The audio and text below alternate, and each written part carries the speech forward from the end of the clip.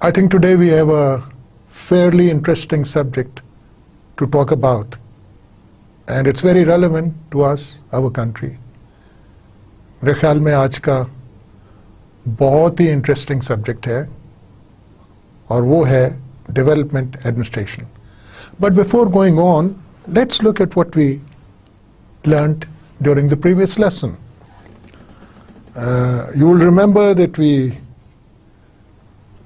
talked a lot about F.W. Riggs last time, the great model builder of comparative public administration, and his ecological approach, which is extremely comprehensive and evolves into many a model. Some of the models we looked at last time were the Agraria Industria model.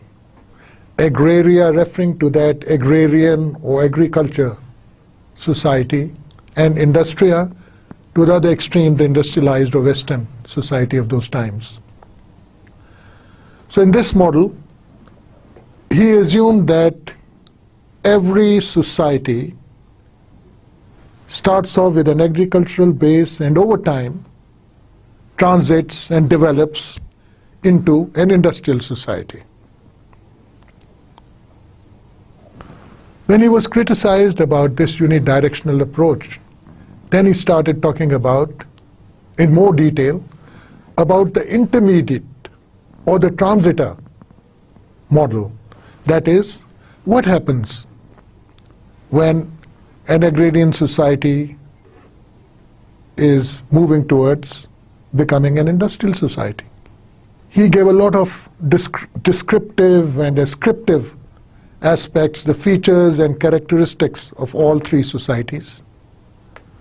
The developing in the middle, the underdeveloped on one extreme, and the developed on the other extreme. And he called them the fused, prismatic, and diffracted societies. Fused being the underdeveloped agrarian traditional society, prismatic being the society which is under transition, moving at a certain speed to become a developed or an industrial society.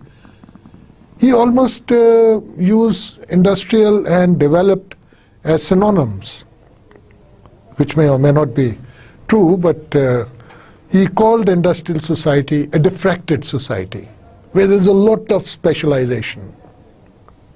And the rays, the fused ray passing through a prism and then getting divided into all its different wavelengths of specialization. So that was the model which he envisaged. The fused or monolithic wave of light referring to the traditional society, and then the transition through the prism, the prismatic society trying to convert into an industrial society, and then the diffracted industrial society with a lot of specialization. Then he gave us some characteristics of the intermediate or the transitor society. And one of the characteristics which he mentioned is the bazaar canteen model, which refers to the economic aspects of such a society in transition. According to him, since the market forces do not determine the economic outcome 100% in such a society, there is a mixed economy, a market economy and a traditional economy. So the prices fluctuate a lot.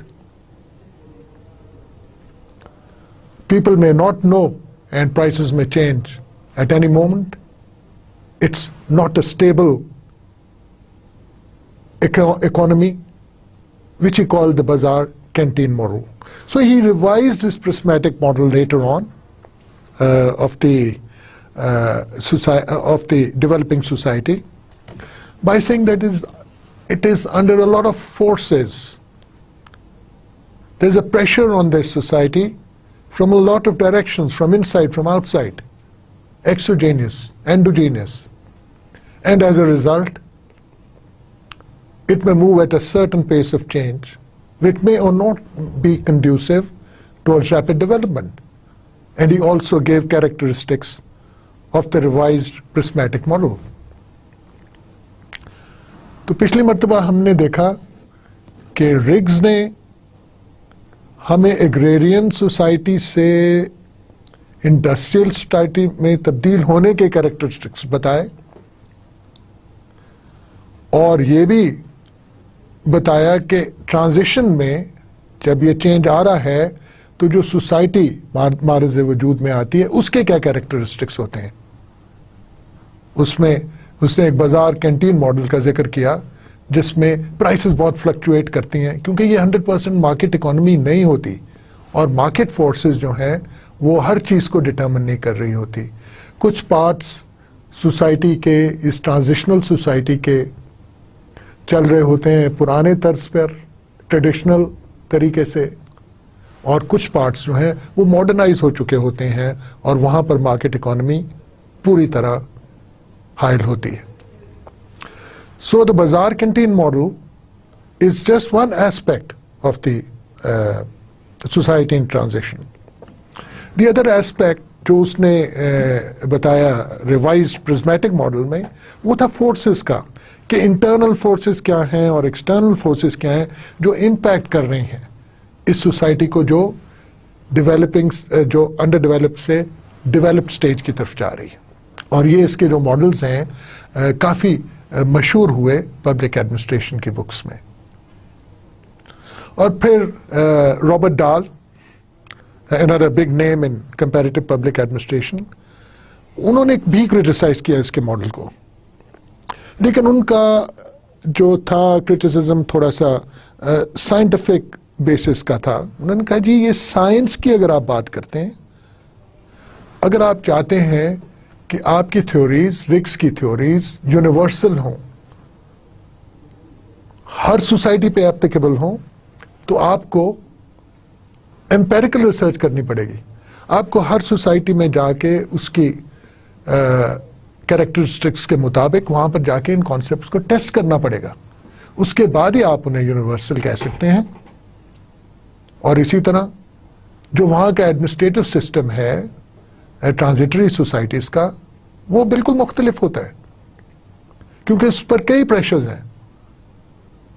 और जब सारे system एक दूसरे से पे impact कर रहे होते हैं तो सबसे ज्यादा डाइकोटमी और प्रेशर और टेंशन जो होती है वो पॉलिटिशियन और एडमिनिस्ट्रेटर की होती है।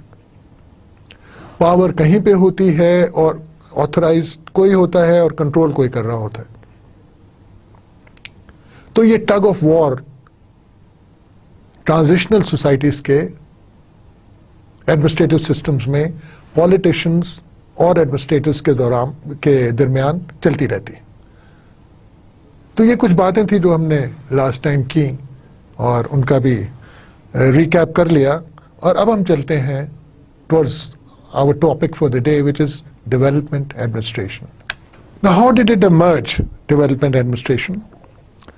After the Second World War, the whole world changed and US was there as the superpower.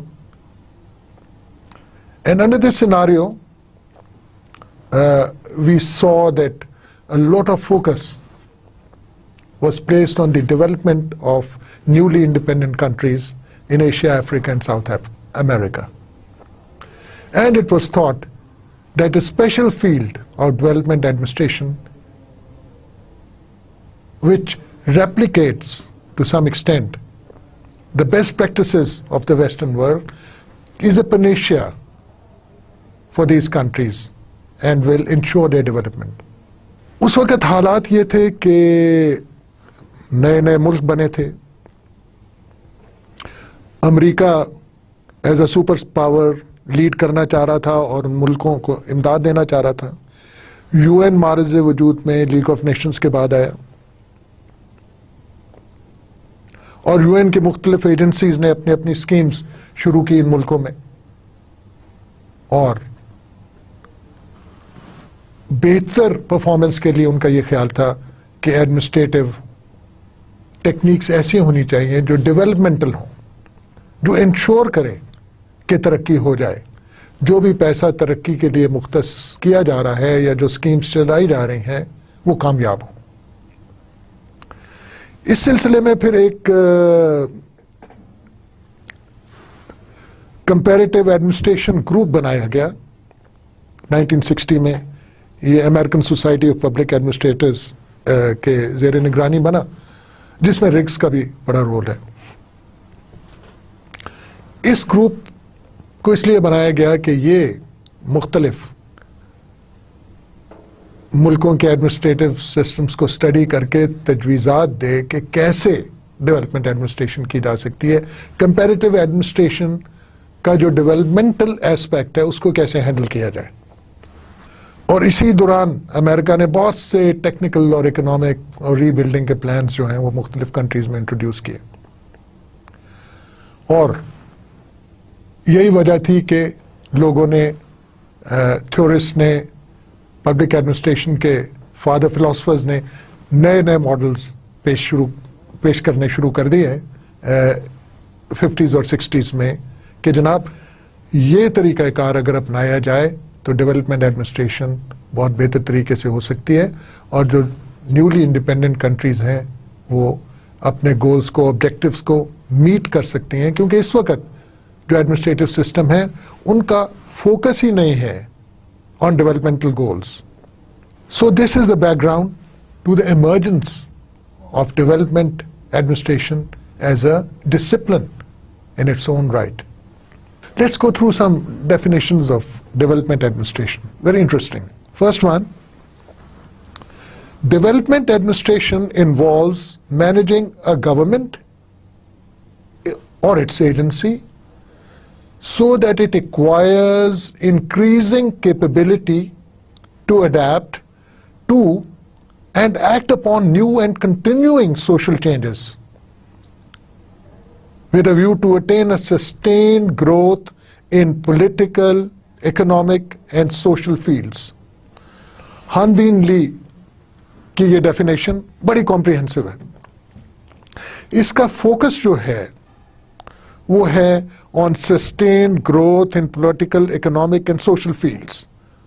बाकी कुछ नहीं रहा। पॉलिटिकल, इकोनॉमिक और सोशल फील्ड्स में आपने ग्रोथ और सस्टेन ग्रोथ जो चलती जाए, रुके ना, करनी है।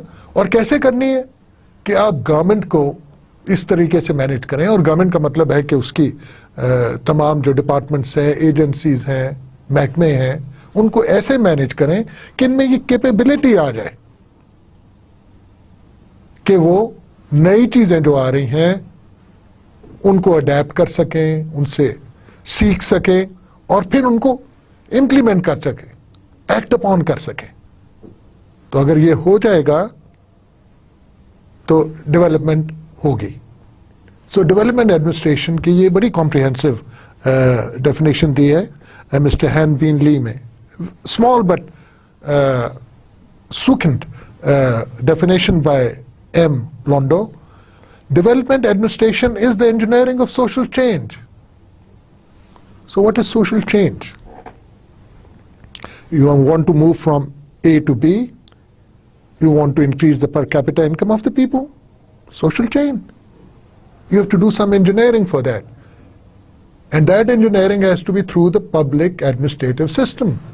Some more definitions. Development administration in contextual and operational implies efficient organization and management of the development activities of a nation to achieve the goals of development. क्या होप? होप साहब कहते हैं कि असल चीज जो है वो डेवलपमेंट का गोल है कि मुल्क तरक्की याफ्ता हो, और वो तभी हो सकता है अगर एडमिनिस्ट्रेशन जो है वो एफिशिएंट हो और वेल ऑर्गेनाइज्ड हो और उसकी मैनेजमेंट टेक्निक्स ऐसी हों जो कि गोल्स ऑफ डेवलपमेंट को मीट कर सकें। तो उसका ऑपरेशनल एस्पेक्ट ये है कि आपने पब्लिक एडमिनिस्ट्रेशन उसको ऑर्गेनाइज करना है, एफिशिएंट करना है, और कॉन्टेक्स्ट वही है डेवलपमेंट। एक और डेफिनेशन ये है by Jose Abueva. He says development administration is the administration of development programs in economic, social and political affairs, including programs for improving bureaucracy to ensure national development. जोसे साहब कह रहे हैं कि आप प्रोग्राम्स पर फोकस करें और ब्यूरोक्रेसी पर फोकस करें कि वो प्रोग्राम की नोयत ऐसी हो कि अगर वो इंप्लीमेंट हो जाए तो वाकई ही, चाहे वो इकोनॉमिक, सोशल या पॉलिटिकल अफेयर का प्रोग्राम है, वहां इंप्रूवमेंट होगी। और ब्यूरोक्रेसी पर फोकस करें क्योंकि ब्यूरोक्रेसी ने डिलीवर करना है, वो पब्लिक एडमिनिस्ट्रेशन है। तो आपने ऐसे भी प्रोग्राम चलाने हैं जो ब्यूरोक्रेसी को बेहतर करें। तो प्रोग्राम्स आपके होंगे इकोनॉमिक, पॉलिटिकल, सोशल अफेयर्स में, लेकिन इसके अलावा आपको ब्यूरोक्रेटिक इंप्रूवमेंट के या एडमिनिस्ट्रेटिव रिफॉर्म्स के प्रोग्राम्स भी करने पड़ेंगे ताकि आप इंश्योर करें नेशनल डेवलपमेंट को, क्योंकि पब्लिक एडमिनिस्ट्रेशन ने ही रिजल्ट्स डिलीवर करने हैं। Another definition, probably the most comprehensive we can think of, development administration focuses on organizing and administering public agencies in a way which stimulates and facilitates defined programs of social and economic progress. It seeks to make change attractive and possible. बहुत important ये एक बीच में component ले आए George Gantt साहब। कहते हैं कि ये तभी मुमकिन है सब कुछ अगर आप ये जो चेंज लाना चाहते हैं इसको आप अट्रैक्टिव बनाएं लोगों के लिए, आप इसको अट्रैक्टिव बनाएं इंप्लीमेंटर्स के लिए भी, ब्यूरोक्रेसी के लिए भी, और पॉसिबल, यानी वो प्रोग्राम डुएबल हो। ऐसा ना हो कि पहाड़ लगे कि जी नहीं हो सकता, इतने आपने हाई ऑब्जेक्टिव्स रख दिए कि पहली नजर में देखने वाला कहे कि is it possible. So he says that the purpose of development administration basically is socio-economic progress. यहाँ पे इन्होंने इकोनॉमिक और सोशियो इकोनॉमिक प्रोग्रेस, पॉलिटिकल पे नहीं इतना एम्फोसिस दिया, सोशियो इकोनॉमिक प्रोग्रेस। और फिर लॉयल्टीज कहाँ लाए करनी चाहिए ब्यूरोक्रेसी की। It should be accountable to the people. Again its attitude should be very, very positive, innovative, persuasive.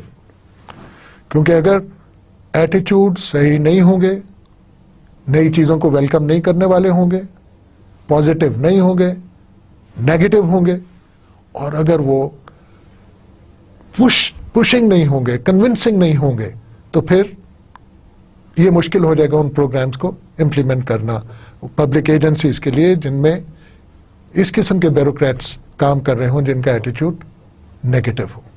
Now what are the characteristics of development administration? First of all, change orientation, extremely important. यानी अगर आपने develop करना है, development का मतलब ही change है, और अगर आपने स्टेटस को ही बरकरार रखना है तो चेंज नहीं आ पाएगा। आपको अपने सिस्टम में, अपने पब्लिक एडमिनिस्ट्रेटिव सिस्टम में चेंज ओरिएंटेशन लानी पड़ेगी। यानी they should welcome change, they should accommodate change, they should implement change. ये है चेंज ओरिएंटेशन कि आप चेंज को वेलकम करें, उससे एडजस्ट करें, खुद इतने सेल्फिश ना हो और उसको इंप्लीमेंट करें। सो अगर चेंज ओरिएंटेशन किसी भी एडमिनिस्ट्रेटिव सिस्टम में आ जाती है तो वो उस मुल्क की डेवलपमेंट के लिए बहुत ही बड़ी बात है। Major factor in development is the change orientation in the bureaucracy. बहुत मुश्किल है, आसान नहीं है, क्योंकि ब्यूरोक्रेसी का मतलब ही ये है कि वो अपने आप को प्रोटेक्ट करेगी, स्टेटस को कायम करने की कोशिश करेगी, और जो भी नए प्रोग्राम आएंगे इनोवेटिव होंगे, चेंज लाना चाहते होंगे, ब्यूरोक्रेटिक पावर्स को ट्रिम करना चाहते होंगे, पब्लिक को ज़्यादा एक्सेस देना चाहते होंगे, ब्यूरोक्रेसी शायद उनको दिल से पसंद ना करे. So you have to bring about changes in the bureaucracy, in the mindset of the bureaucracy, to ensure that they welcome change, and only change will bring development, because all development is change. And then goal orientation. Change orientation is a matter of mindset, whereas goal orientation is more mechanical. The bureaucracy should be trained to meet goals, defined goals and objectives. If you have to build 20 kilometers of road within 2 months, you have to do it within 2 months. And if you have to do it at a certain cost, you have to do it within a certain cost. And if you have to do it with a certain quality, you should have to do it with that quality. So such goals of quality, cost or time have to be met for any project. Road is a small project. We can talk about big public works. We can talk about extremely huge projects of social welfare. Commitment. आपको तो पता ही है कि commitment के बगैर आप ना पढ़ाई कर सकते हैं, ना अच्छे ग्रेड्स ले सकते हैं. अगर आपकी कमिटमेंट है तो आप खूब पढ़ेंगे और अच्छे ग्रेड्स लेंगे, रात दिन एक कर देंगे. तो क्या ब्यूरोक्रेसी में इस किस्म की कमिटमेंट लाना आसान है? नहीं. But the characteristics of development administration require that there be a lot of commitment to the goals and to the programs or the projects which are to be implemented.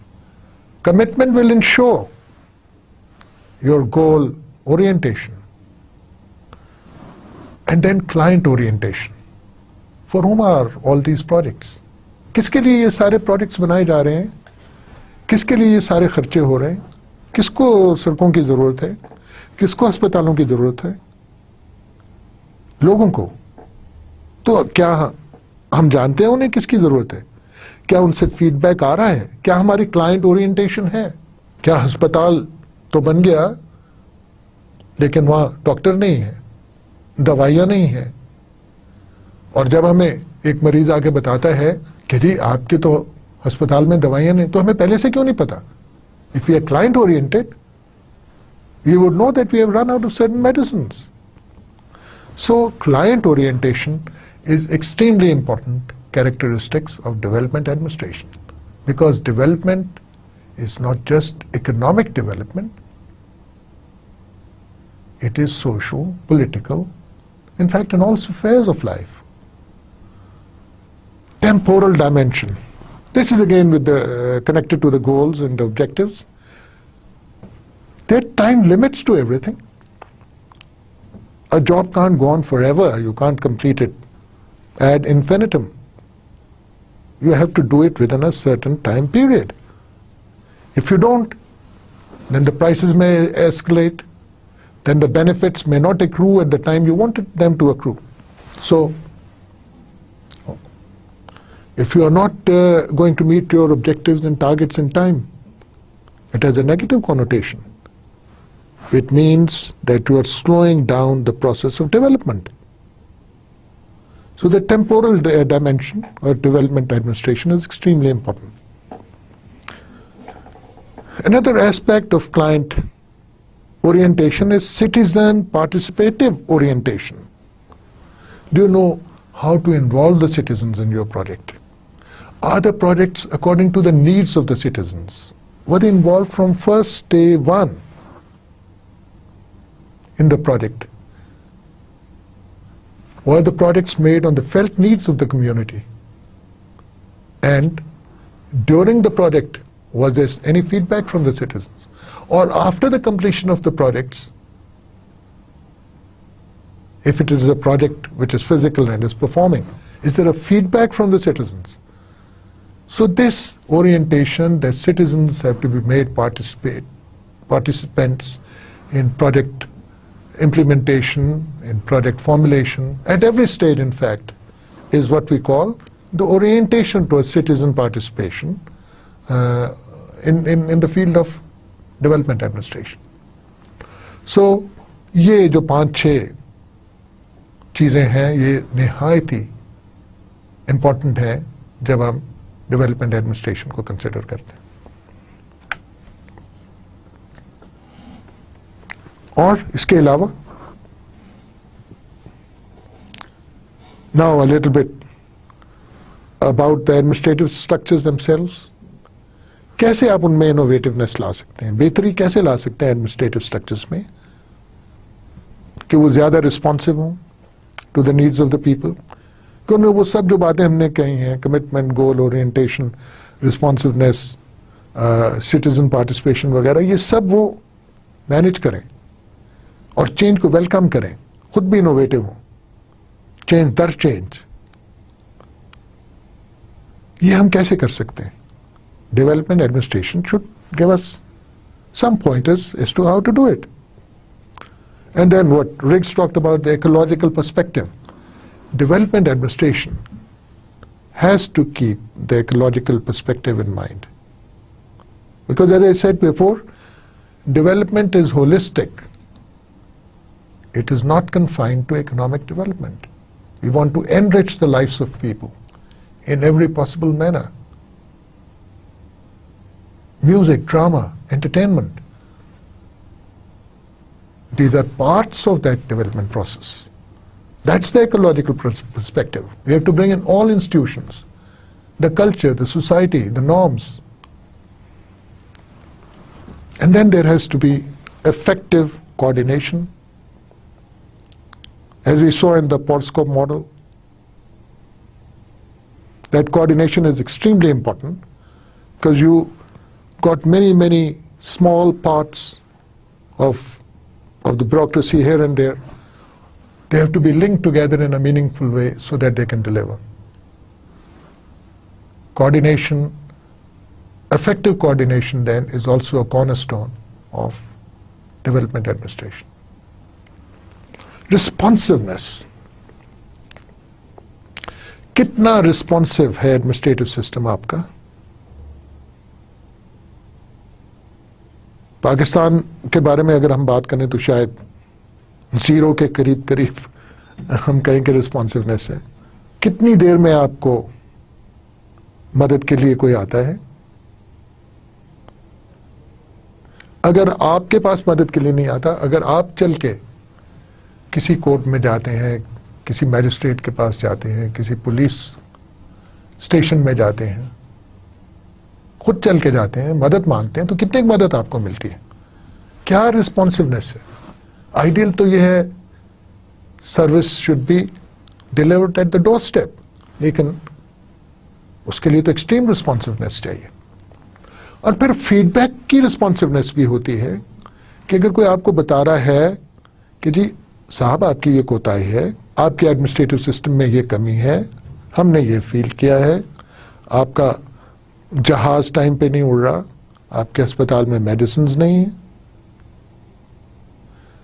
आपके social security plans जो हैं वो effectively नहीं काम कर रहे, आप कोई कर्जा दे रहे हैं तो वो लेने के लिए बहुत दिक्कत है.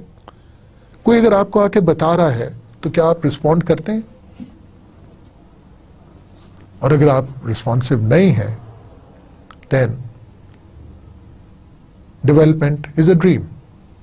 Now let us look at the various approaches to development administration. 50s और 60s में वेस्टर्न मॉडल चलता रहा, जिसकी सबसे बड़ी बात ये थी कि जी किसी न किसी तरीके से आपने ग्रॉस नेशनल प्रोडक्ट को, जीएनपी को बढ़ाना है, और वही है मेजर प्रोग्रेस का. अगर आपने ओवरऑल इकोनॉमी की ग्रोथ कर ली है तो वही एक डिस्टिंक्ट और इम्पोर्टेंट मेजर है प्रोग्रेस का। ये 1950s और 60s में बात होती रही, जब इस चीज पर एम्फेसिस नहीं दिया गया कि किसको कितना मिल रहा है, अमीर कौन है, गरीब कौन है और गुर्बत का लेवल क्या है। So in the 50s and 60s, it was just the economy and the income which mattered. और ये इकोनॉमिक अप्रोच जो थी वो एडम स्मिथ के ज़माने में हाईलाइट की गई, फिर कार्ल मार्क्स ने अपनी कम्युनिस्टिक मॉडल दिया, केन्स ने भी इसी पे फोकस किया। और इन सब का ये बेसिक कंटेंशन ये थी कि आप इंडस्ट्रियलाइज करेंगे तो तब इकोनॉमिक ग्रोथ होगी, विदाउट इंडस्ट्रियलाइजेशन इकोनॉमिक ग्रोथ नहीं हो सकती। So all these great economists felt that it was extremely necessary and a must to industrialize if we are to grow, if we are to ensure economic growth. फिर इसके बाद एक आ गया diffusion approach. Diffusion approach explained development through a process wherein a third world country adopts capital, technology and social structures from Western countries. So the idea was कि आप जो कुछ waste में हो रहा है, जिस तरीके से उन्होंने इकोनॉमिक ग्रोथ की है, जो आगे वो टेक्नोलॉजी में इनोवेशंस कर रहे हैं और जिस तरीके से वो अपने कैपिटल को इस्तेमाल कर रहे हैं, और जो उनका सोशल स्ट्रक्चर है जिसको हम अक्सर वेस्टर्नाइज्ड सोसाइटी कहते हैं या वेस्टर्न सोशल स्ट्रक्चर कहते हैं, अगर उसको अडॉप्ट कर लिया जाए, यानी उसको अपने में डिफ्यूज करके आप ले आए, if that kind of all these things get diffused into developing economies, they will develop. तो एक ये अप्रोच फिर हमारे सामने आई कि आप कल्चर भी, सोसाइटी भी, कैपिटल भी, टेक्नोलॉजी भी उसी किस्म का करें जैसा कि वेस्टर्न कंट्रीज में, तो आप ऑटोमेटिकली इकोनॉमिक ग्रोथ इंश्योर कर लेंगे। फिर एक और है psychological approach. It explains development in terms of presence of some individual personality traits like achievement, motivation, change orientation, less authoritarian. This is interesting. दिलचस्प मामला है कि देखिए, it is the nature of the people, यानी वो लोगों के traits, personality traits या characteristics डिटर्मिन करेंगे the extent of economic growth. अगर लोग मोटिवेटेड हैं, चेंज को वेलकम करते हैं और एक ऐसा egalitarian, less authoritative structure evolve कर जाता है, रादर डेमोक्रेटिक स्ट्रक्चर इवॉल्व कर जाता है, तो आपको इकोनॉमिक डेवलपमेंट मिल जाएगी। आपकी डेवलपमेंटल अप्रोच ये होगी कि आप लोगों में ये मोटिवेशन और चेंज ओरिएंटेशन पैदा करें। अगर नहीं है तो ये साइकोलॉजिकल अप्रोच भी पेश की गई। और फिर एक उसका the other side of the coin was the dependency theory. इसमें कहा गया that persistent poverty of third world countries is a reflection of their dependency on western industrialised countries due to colonialism and neo colonialism. यानी जो ममालिक third world के हैं, जो under developed countries हैं, उनमें पॉवर्टी क्यों है? उस जमाने में, ना we are talking about a couple of decades ago, it was said that 3 decades ago that this poverty is the result of these newly dependent countries not being able to break away from the chains of their masters. यानी वो लोग जिन्होंने इन्हें capture किया हुआ था और कॉलोनियलाइज किया हुआ था, उन पर अब तक ये नई न्यूली डेवलप्ड कंट्रीज जो हैं डिपेंड कर रही हैं, और उधर से उन कंट्रीज ने भी, उन बिग पावर्स ने भी नए किस्म की कॉलोनियलिज्म शुरू कर दी, जिसकी वजह से और डिपेंडेंसी हो गई है डेवलपिंग कंट्रीज की on the developed world. So this dependency theory also came to the forefront कि जी ये वजह है और इसको हमने कैसे टैकल करना है. Development administration should do it. ये तो पास्ट की बातें थी, पास्ट की अप्रोचेस थी. आजकल क्या है? These are context based approaches. These are pluralistic approaches and do not have to do much with the Western world. They are more indigenous, more localized. और उनके characteristics क्या हैं? इन approaches में वो कहते हैं there should be greater equality in distribution of development benefits.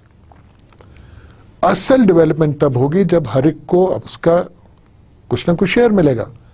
पहले तो हम बात करते रहे जीएनपी की, सिर्फ ग्रोथ नेशनल प्रोडक्ट की, कि पूरे मुल्क की जो इकोनॉमी है वो ग्रो करे खास रेट पे और प्रॉस्पेरिटी हो जाएगी. Not really.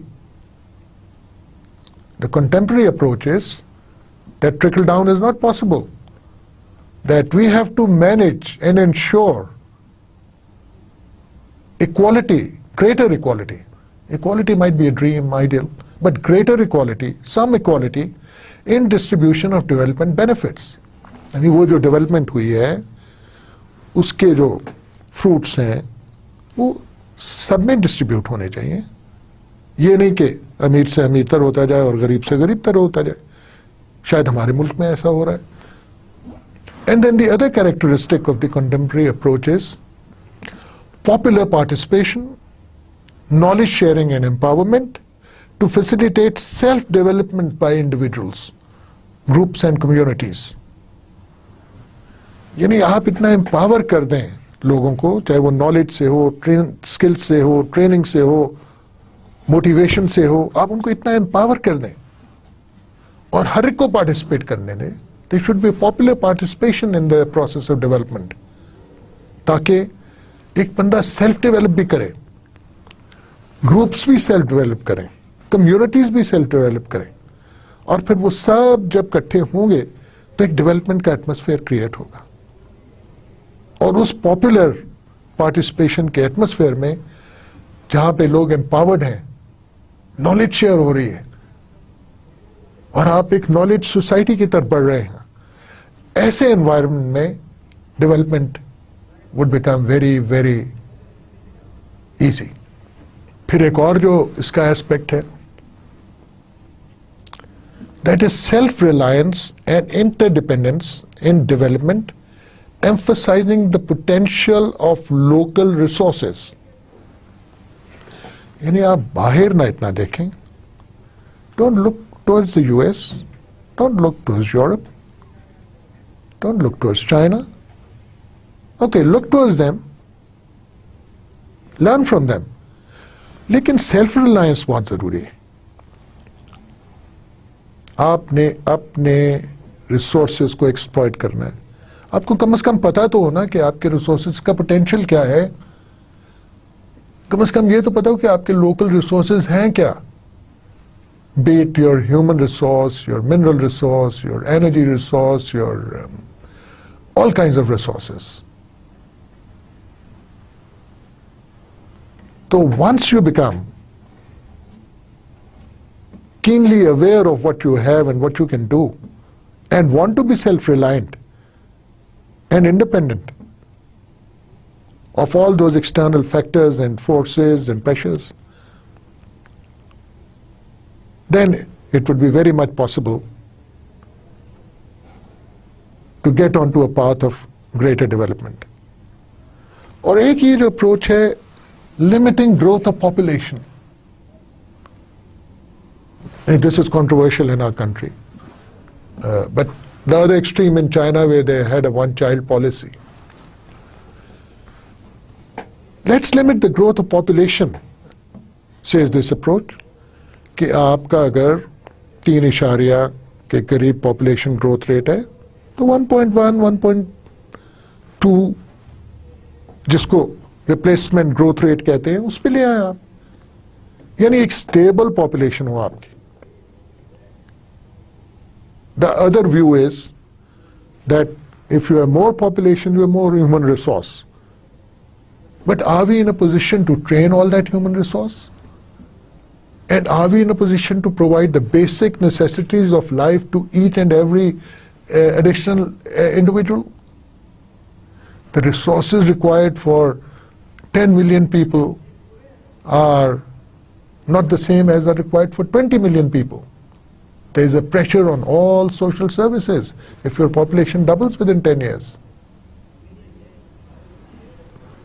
So one approach, which, as I said, was adopted in a big way by China and to a lesser extent by India, that is the limiting the growth of population, was a big factor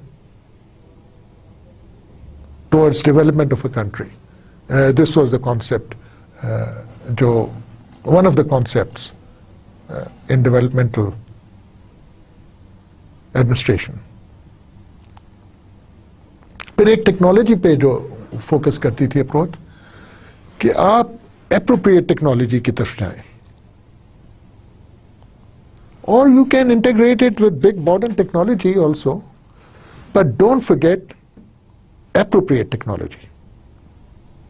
यानी अगर आपकी मुल्क की appropriate technology energy resources के point of view से ये है कि आपने छोटे छोटे डैम अपने छोटे छोटे रिवर्स पे, बट फास्ट मूविंग रिवर्स पे स्पेशली अप नॉर्थ लगाने हैं, so see if it's appropriate, do it. If you so much sunshine and so much wind power in Quetta and Sindh, are we using those solar energy and wind power? That would be appropriate technology in that context. We do not necessarily mean old technology when we say appropriate technology. So use appropriate technology with big modern technologies if you want, integrate them, and that will facilitate development. So the crux here is that don't forget the role of appropriate technology. So what are the trends these days? The blueprint to the learning process. Blueprint approach is rigid and close-ended, whereas the learning approach is flexible and open-ended. अब जब आप development administration की बात करते हैं तो या तो आप एक ब्लूप्रिंट, एक प्लान पक्का रिजिड जिसमें कोई चेंजेस नहीं हो सकते वो दे देंगे एडमिनिस्ट्रेशन को या जिसने भी काम करना कि जनाब this is the way you are going to achieve these objectives. ये हो गई आपकी ब्लूप्रिंट अप्रोच कि आपने खुद ही पहले सब कुछ डिसाइड कर दिया, लिख दिया कि ऐसे ऐसे करना है और ये रिजल्ट निकलेंगे और उनको आपने निकालना है. वेरी मैकेनिस्टिक, मैकेनिकल है. और दूसरी साइड पे क्या है? इट इज क्लोज एंडेड, यानी उसमें कोई क्वेश्चन मार्क हो ही नहीं सकता. You can't make any changes, you can't question. Whereas the learning approach is flexible and open-ended. आपने शायद लर्निंग कर्व का नाम सुना हो कि आप अगर एक काम करते हैं तो आपको उसका करने का तरीका आ जाता है, फिर दोबारा जब आप करते हैं तो वो ज्यादा आसानी से करते हैं. तो जो नॉलेज इकोनॉमीज हैं who give a lot of importance to the generation and utilization of knowledge, उनमें learning approach is a must. वो ओपन एंडेड है, फ्लेक्सिबल है. You have to achieve a goal, okay, do it. You may use this technique, you may use that technique, keep on learning, but achieve the goal. The goal is not open-ended, but the way to get to the goal can be open-ended. So here we are talking about a traditional bureaucratic approach or an innovative learning approach. The traditional bureaucratic approach, so peculiar and so typical of evolving, developing economies like ours, and the learning approach, the flexible and open-ended approach, the knowledge management approach, is typical of knowledge economies. Closer home, we can think of Singapore, a knowledge economy, which is very, very innovative, has some of the world-class companies you can think of. So the blueprint approach emphasizes advanced planning for the people. Learning approach emphasizes planning with people and doing so during the process of administering a development program. So if we now narrow it down to programs and projects to be implemented, in the blueprint approach, you cannot involve the people because someone up there in the ministry or some organization up there has made out a plan for you in advance and told you in that village or in that tehsil that look, this is being implemented. You keep quiet about it. This is for your good. We are going to implement it. And then the public administrator is told, or the specialized agency is told to implement that program. The planning may not have involved the local population or any popular participation. Whereas in the learning approach, you are planning with the people. People are a part of the planning process. They may even be a part of the implementation process.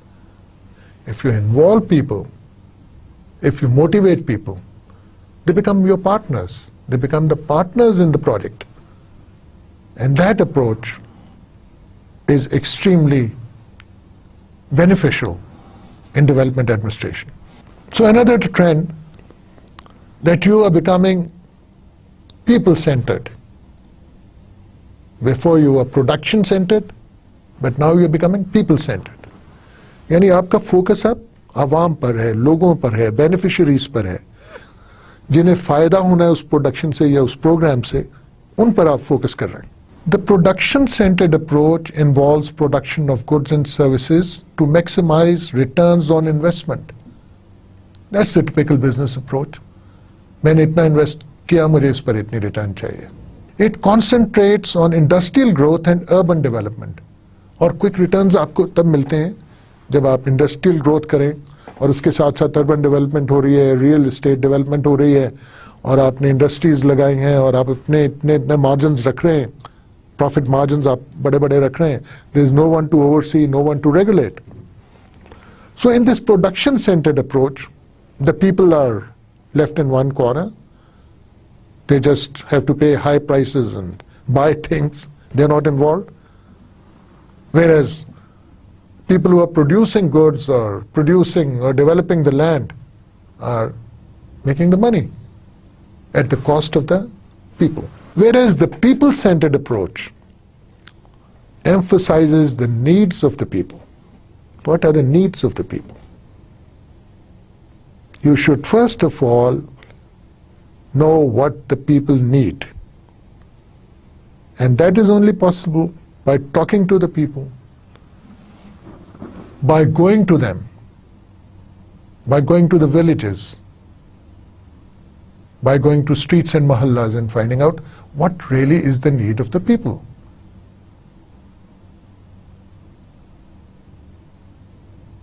Do they need big grand malls? Or do they need a good transport infrastructure? What are their priorities? What are the priorities of the people? Are the priorities of the planning machinery in keeping with the priorities of the people in a country? That is a very important aspect. So, needs of the people are paramount. You got to ensure that you do know the needs and aspirations of the people, and then only you can do proper planning, make proper projects, make relevant projects which will inspire, motivate people and also benefit them. So empowerment of the people,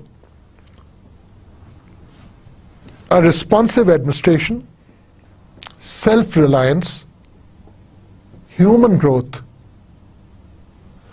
socio-economic equality, well-being and sustainability. So what are the objectives of development administration these days? What are we looking for? हम चाहते हैं कि लोग empower हों, वो अपना काम खुद कर सकें, उन्हें पता हो कि उनमें इतनी ताकत है कि वो चेंज ला सकते हैं। और एडमिनिस्ट्रेशन को इतना रिस्पॉन्सिव होना चाहिए कि वो ना सिर्फ लोगों की नीड्स जाने कि उनकी क्या ज़रूरियात हैं, बल्कि उन ज़रूरियात को पूरा भी करे। और अगर उस प्रोसेस में, उन ज़रूरियात को पूरा करने के प्रोसेस में कोई फीडबैक आता है तो उसको भी रिस्पॉन्सिव हो। They should take into consideration all the feedback from the people and act accordingly. Retune, refine your response, your actions on the basis of that feedback, on the basis of the needs of the people. That is what a responsive administration is supposed to be all about. Self-reliance. यानी economy में अगर आपकी self reliance आ जाएगा तो फिर और क्या चाहिए आपको? By self-reliance we don't mean isolation, कि आप कुछ इंपोर्ट नहीं कर रहे, ना आप कुछ एक्सपोर्ट कर रहे, नहीं. You are maximizing the utilization of your local resources. That is self-reliance, and in a proper balanced manner. And if you are exporting after proper value addition. You are not exporting raw cotton, but you are exporting designer clothes maybe. So with proper value addition. So self-reliance does not mean that you are not going to, you are going to be cut off from everyone and just look at your own resources and remain with your own means. No, you have to grow, you have to develop, you have to become a bigger economy.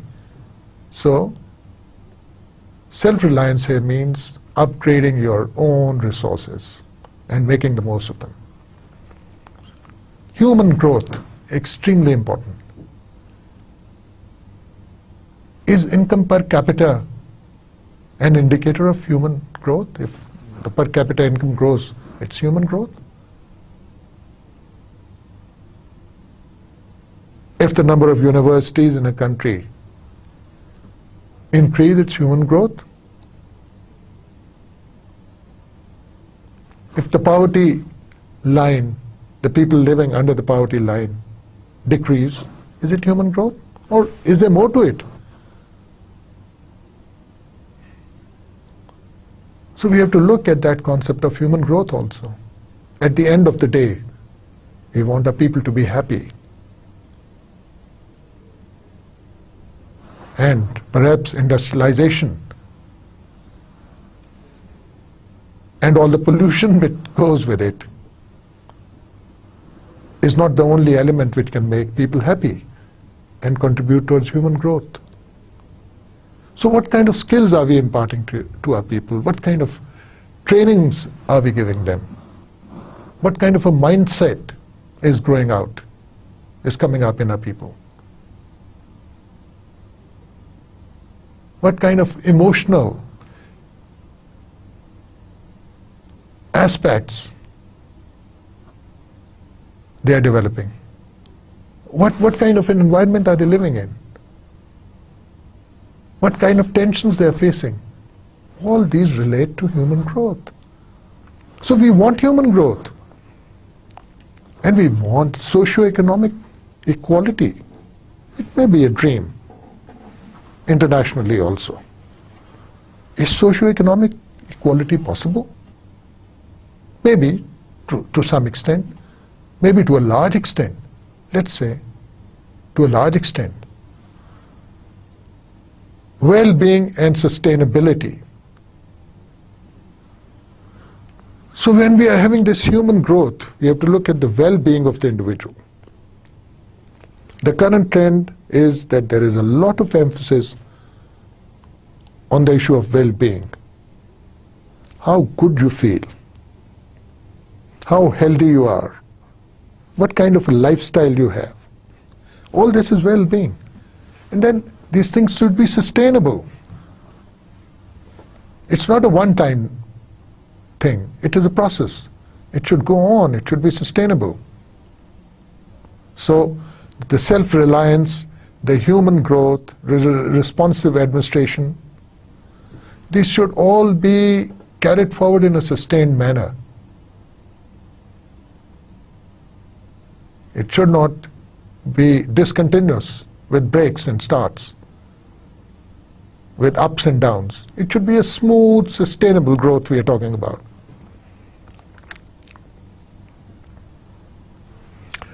Now, how does that traditional public administration compare with development administration? Development administration is change-oriented, whereas traditional administration is status quo-oriented. As we know,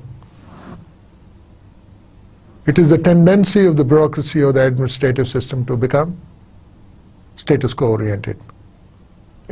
It means that they can enjoy their life. They don't have to do much, because change requires a lot of effort. Again, the traditional system would be hierarchical and rigid. That's the relationship between the overseer and his subordinate. The nature would be very, very rigid. Not much innovation there. You can't talk back. You can't give ideas. Whereas in developmental system, it will be dynamic and flexible.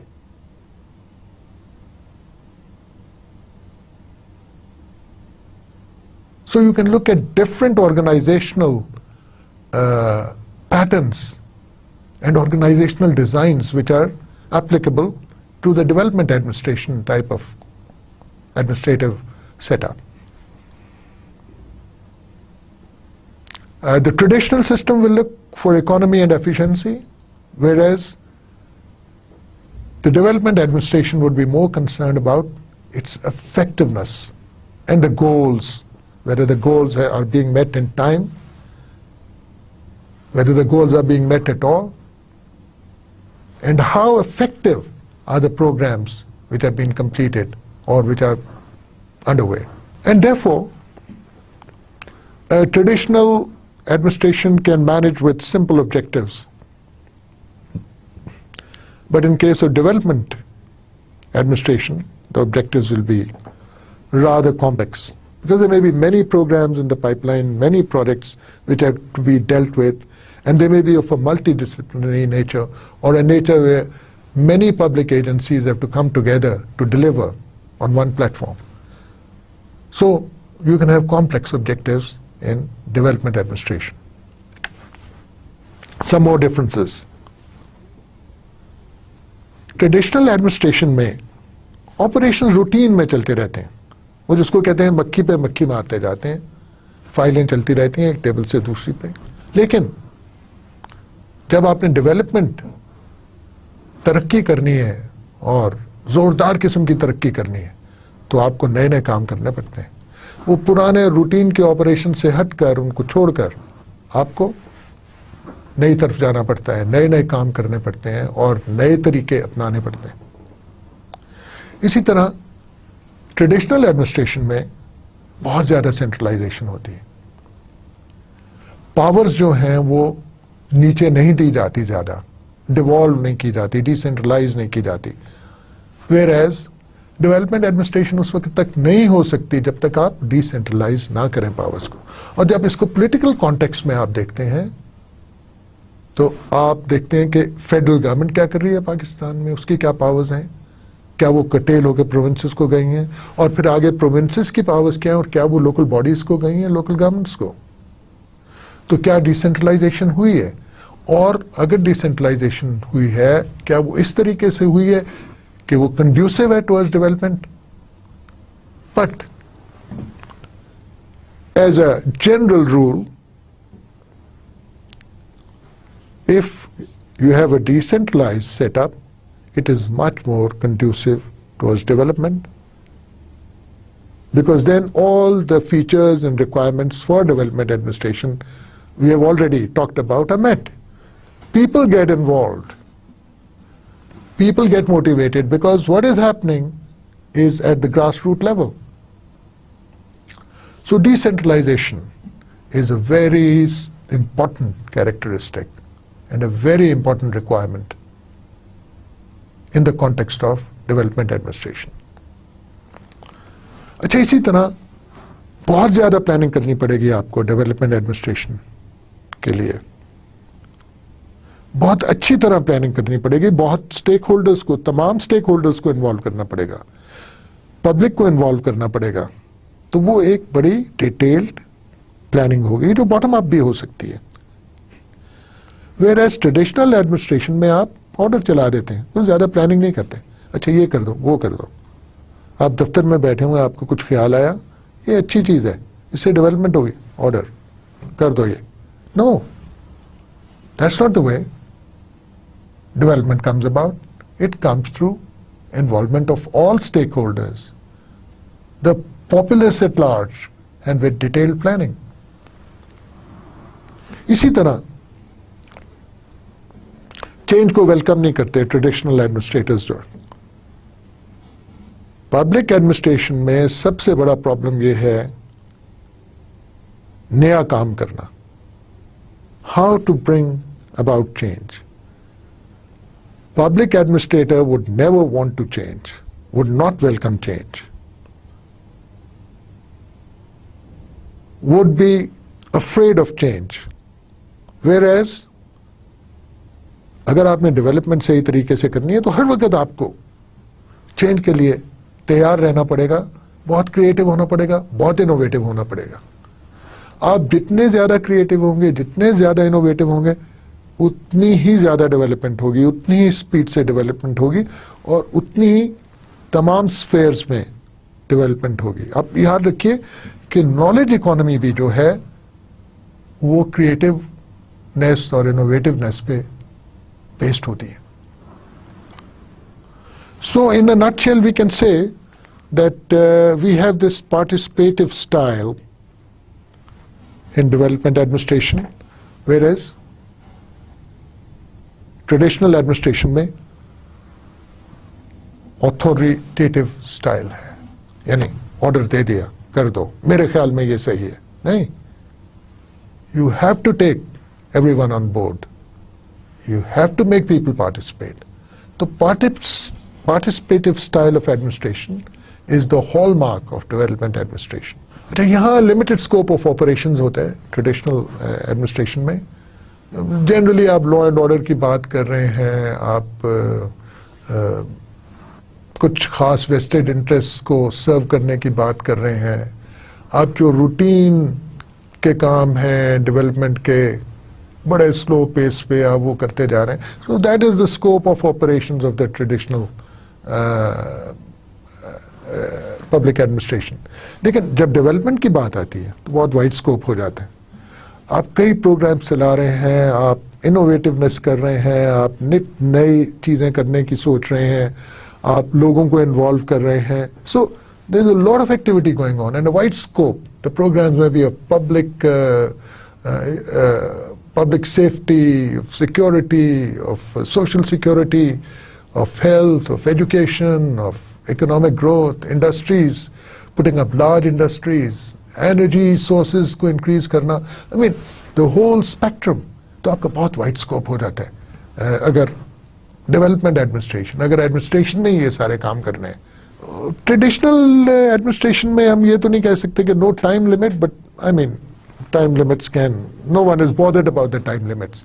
Let's put it this way, and no one is bothered about the time limit. Whereas in development administration, the temporal dimension is extremely important. You have to meet the deadline. You have to meet the deadline in a particular time. If you do not do that, development suffers. And they say that traditional administration is inward looking, cares more for itself and for what it is already doing, tries to protect it rather than outward looking. In other words, it doesn't care how things can be improved for everyone. Outside the domain, the small domain of which the public administration thinks is very important. Apart from that, they are not outward looking. They would not care much about how things can be done in a better manner for everyone out there.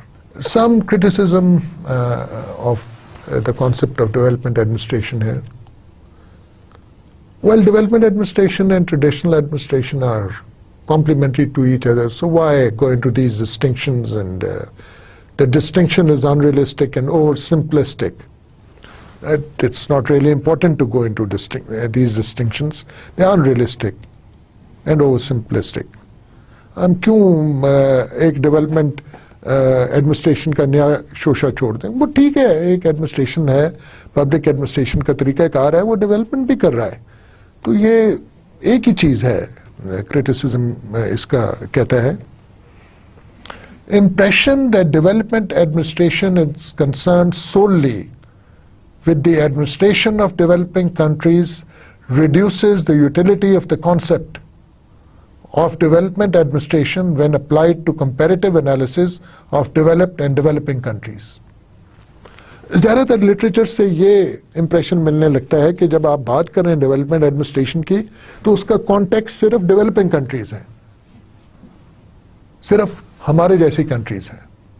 लेकिन अगर आपने development administration के process को compare करना है developed और developing countries में, तो क्या इसी तरीके से आप उसको एनालाइज करेंगे?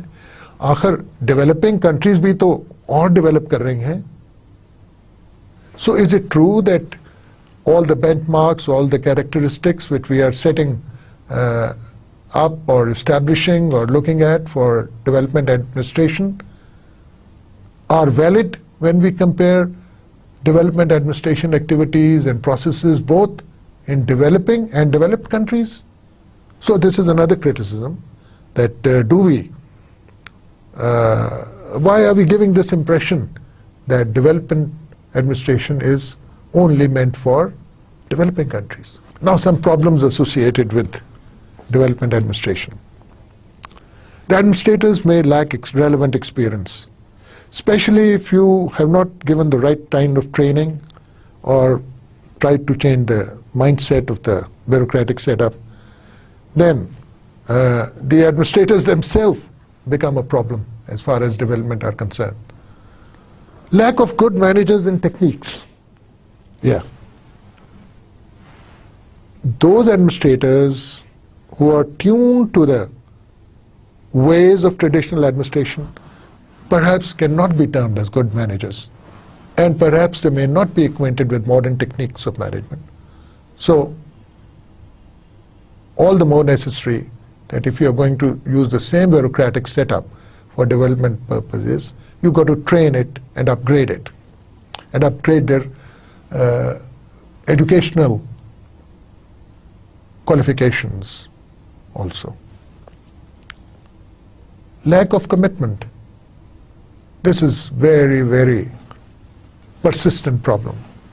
Bureaucracy, public administration is never committed to development the way, the manner, and the spirit with which it should be. And old traditions will keep on influencing the mindset of the development administrators who who have probably been all their life in a traditional administrative setup. So that influence goes away with time, and perhaps not easily. And as far as the political context is concerned, perhaps more likely so, कि political parties जो हैं वो अपनी इक़्तिदार को ज़्यादा अहमियत देती हैं डेवलपमेंट से. यानी अगर उनके पास डेवलपमेंट के बगैर इक़्तिदार आता जाए तो वो डेवलपमेंट की तरफ ध्यान नहीं देती. उनकी पूरी कोशिश होती है कि जितना भी पैसा है या जो गवर्नमेंट के रिसोर्सेज हैं वो बजाय डेवलपमेंट के इस तरीके से इस्तेमाल हो कि उनकी अपनी पावर परपेचुएट हो, उनकी गवर्नमेंट परपेचुएट हो, उनकी गवर्नमेंट पॉपुलर हो और नेक्स्ट टाइम भी वो पावर में आए. और एक और जो प्रॉब्लम है डेवलपमेंट एडमिनिस्ट्रेशन में हाईलाइट किया जा सकता है वो है जनरलिस्ट और स्पेशलिस्ट की कंट्रोवर्सी. और lack of coordination. यानी एक सिविल सर्विस का बंदा है और एक स्पेशलिस्ट है, let us say highly qualified engineer or a doctor or a IT person. So there is lack of coordination and perhaps there is some conflict, some ego problems in this realm. So ultimately, this kind of conflict and lack of coordination impacts the process of development. So we have to look at ways and means as to how we can have a better coordination between the generalists and specialists. And last but not least, corruption. We generally say that it is very difficult to even say that if 100 rupees are spent on a project, perhaps at the end of the day, not even 50 go into the project. The rest of them go into pockets of various people, various stakeholders, the politicians, the bureaucrats, the contractors, whatever, the touts, the in-betweens. So corruption is what makes development administration go very slow. It's a stab in the back of development. And to highlight that, I will just quote from this slide. Public administration is itself susceptible to corruption since officials exercise a lot of power. Because जो administrative officers हैं उनके पास इतनी power होती है कि खामखा वो corrupt हो जाएंगे. अगर मेरे पास करोड़ों के ठेके देने की पावर है तो मैं क्यों नहीं करप्ट होऊंगा. और वो ठेके जो हैं वो डेवलपमेंट वर्क्स के हैं. और जब मैं करप्ट होऊंगा और वो ठेके दूंगा, अगर 100 रुपए का काम होना था तो शायद 50 का भी ना हो. अगर मैं स्ट्रेट फॉरवर्ड हूं, करप्ट नहीं हूं, तो I might lose my job, or if I continue, there'll be a lot of development, double the development. Much of the benefits of rapid economic growth or a stable political order may be lost in the growing tide of corruption. वही जो मैंने पहले बात अर्ज की थी. आप तेजी से ग्रो करना चाहते हैं. You want your people to get the benefits, the fruits of development. But corruption comes in between. So that rapid economic growth is not possible. The fruits of development, there's no less development. So who will get the fruits of the development? And those fruits will be very meager. और अगर आपका stable economic political order है, बहुत बड़ी बात है. अगर developing countries में स्टेबल पॉलिटिकल ऑर्डर हो तो वो बहुत कंट्रीब्यूट करता है टुवर्ड्स इकोनॉमिक डेवलपमेंट. तो बोथ, अगर आप ग्रोथ कर रहे हैं रैपिड और आपका पॉलिटिकल ऑर्डर भी फॉर्चुनेटली स्टेबल है, लेकिन करप्शन बेपनाह है, तो at the end of the day there will be not much left to benefit the common man of the country. Thank you very much.